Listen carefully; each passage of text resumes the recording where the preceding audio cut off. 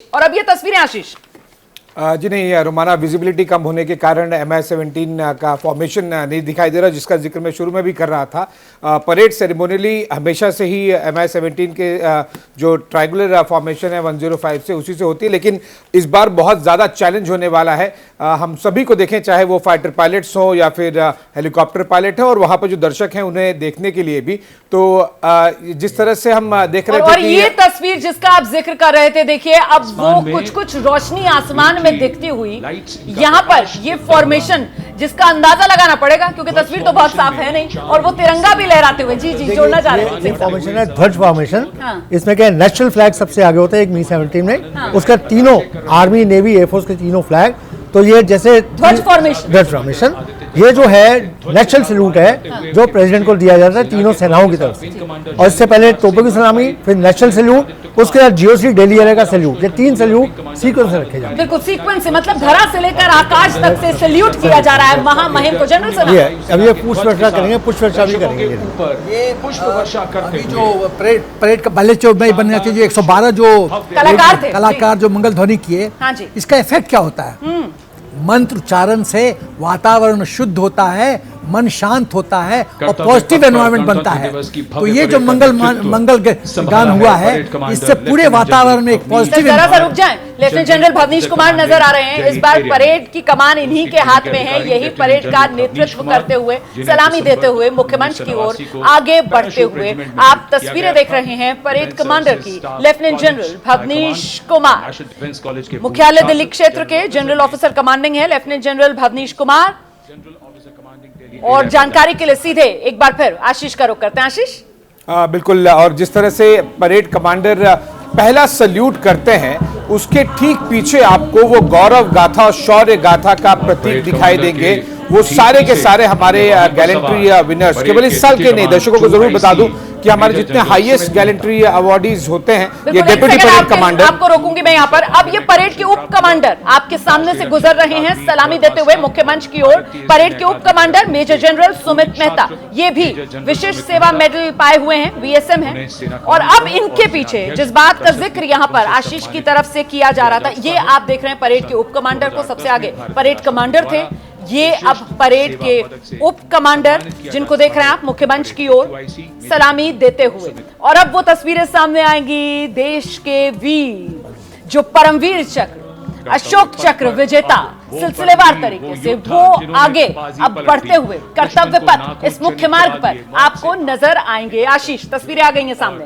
बिल्कुल, महावीर चक्र और परमवीर चक्र और अशोक चक्र विजेता सबसे पहले होते हैं। उसके बाद में मैं आप जरूर दर्शकों को बता दूं कि परमवीर चक्र विजेता से सम्मानित है सुबेदार मेजर, ऑनररी कैप्टन है, ये इनका रैंक सुबेदार मेजर है। एग्जैक्टली जो आप तस्वीर देख रहे हैं, हीरो इन्हें कौन नहीं पहचानता, पूरा देश इनको पहचानता है। योगेंद्र जी को कितनी बार शानदार इंटरव्यूज हमने इनके साथ किए हैं। बिल्कुल जी आशीष। और परमवीर चक्र, अशोक चक्र के बाद में आपको जो पीछे 3 जीप्स में दिखाई दे रहे हैं, वो अशोक चक्र से सम्मानित major general Pithawala, colonel D Shri Kumar और साथ ही साथ लेफ्टिनेंट कर्नल जसराम सिंह सेवानिवृत्त। ये देखिए, जैसे मैं बता रहा था कि दर्शकों को ये गलतफहमी नहीं हो कि इस साल जो गैलेंट्री अवार्डीज हैं वो हैं। इससे पहले स्वतंत्र भारत में जो हाईएस्ट गैलेंट्री अवार्ड्स हैं, महावीर चक्र, अशोक चक्र, इन सभी को रिपब्लिक डे परेड में सबसे पहले परेड कमांडर के ठीक बाद, डिप्टी कमांडर के ठीक बाद सबसे पहले वो उन्हीं को जगह दी जाती है। और वही सल्यूट करते हुए मंच की ओर आप देख रहे हैं परमवीर चक्र, युद्ध में असाधारण वीरता का परिचय देते हुए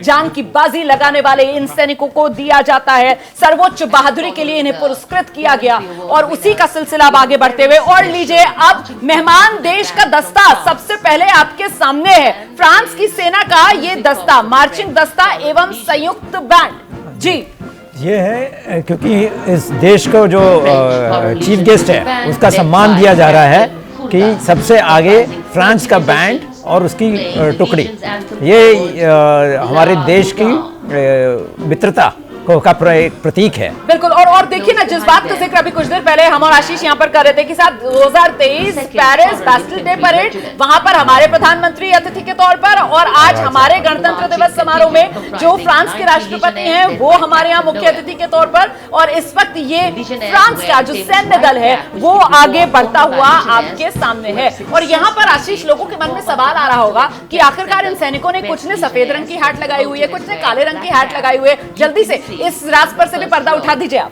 देखिए, ये फ्रांस और जनरली आप यूरोप के सारे मार्चिंग कंटिजेंट्स में देखेंगे वर्ल्ड वॉर वाला इंपैक्ट बहुत ज्यादा होता है। तो उनके ट्रेडिशन, जैसे हम चाहे कैवलरी की बात कर रहे थे, घुड़सवारों के प्रेसिडेंशियल बॉडीगार्ड्स की बात कर रहे थे, यहाँ पर जो वर्ल्ड वॉर से चला आ रहा है उस ट्रेडिशन को ये फॉलो करते हैं। बहुत अलग भी आपको दिखाई देगा। जब मैं पेरिस में था बैस्टिल डे परेड में, इनकी परेड देखिए आपको बहुत अलग सी दिखाई देगी, क्योंकि उनके ट्रेडिशन के हिसाब से, उनके मिलिट्री या हिस्ट्री के हिसाब से ये सब कुछ किया जाता है। देखिए, आप बहुत भौचक्के होंगे। ये जो सैन्य दस्ता है जो यहाँ पर आगे बढ़ रहा है, नहीं भूलना चाहिए कि फ्रांस का जो सेना है उसका मौजूदगी यूरोप के अन्य देशों में भी, वो भी बहुत महत्वपूर्ण रोल निभाता आया है। कॉमोडोर सिंह, वर्ल्ड वॉर के टाइम से ही इनका जो महत्व है, मैंने आपको बताया, अलाइड फोर्सेज, जो ब्रिटिश फोर्सेज और फ्रांस फोर्सेज जो हैं, they were fighting against the axis forces और जर्मनी के अगेंस्ट, और उनका बहुत महत्वपूर्ण रोल रहा है वर्ल्ड वॉर को से जर्मनी से छुटकारा पाने में और हिटलर को समाप्त करने, हिटलर की राज्य को समाप्त करने में। तो ये जो है इनकी सेना जो है, सर तस्वीर बदल गई है। अब फ्रांस की सेना आगे बढ़ गई है और अब शुरुआत हो गई है हमारे सैन्य दस्तों की, जिसकी शुरुआत जो है वो 61 कैवलरी के साथ हो रही है। और ये घुड़सवार दस्ता इस समय कर्तव्य पथ पर आगे बढ़ते हुए महामहिम को सलामी देते हुए आप देख रहे हैं किस अंदाज में बढ़ रहा है। करीब करीब जनरल सिन्हा, ये भी वैसी ही विशेषता रखता है दस्ता जिस तरीके के राष्ट्रपति के अंगरक्षक। जनरल सिन्हा, ये 61 cavalry one of the oldest regiments है, ये आर्मर्ड कोर का हिस्सा है।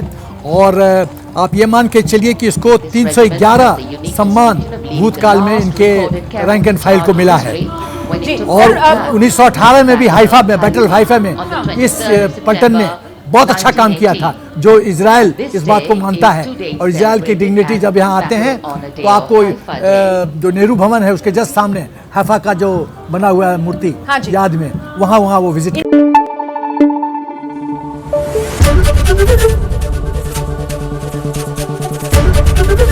एबीपी न्यूज आपको रखे आगे।